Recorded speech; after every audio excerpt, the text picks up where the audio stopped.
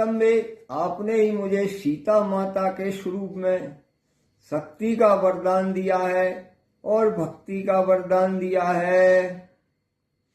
माता की जिस पर दृष्टि सदा, वह सुत निर्भीक खेलता है।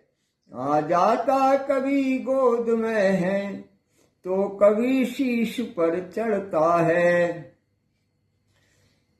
हे माता, जिस पर माता की दृष्टि होती है, वह पुत्र निडर होकर खेलता है।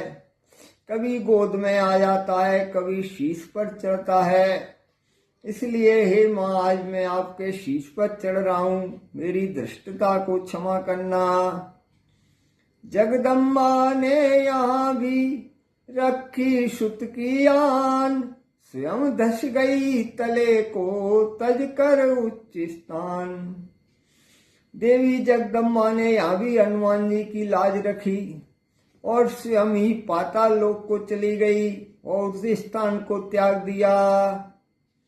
अथवा माँ ने पुत्र को देकर भारी भार, अपने ही आकार में उसको दिया उपहार। और माँ दुर्गा ने अपने ही रूप में अपने स्थान पर हनुमान जी को स्थापित कर दिया। अब जितना भी मिष्टान और पकवान पूजा पाता है, देवी स्वरूप में देवा वह मुंह फाड़ फाड़ कर खाता है। अब जितना ही पूजा की सामग्री और जितना भी पकवान देवी के लिए आ रहा है, वो देवी के रूप में हनुमान देवा मुंह फाड़ कर वहां खड़े हुए हैं और सारा पकवान खा रहे हैं।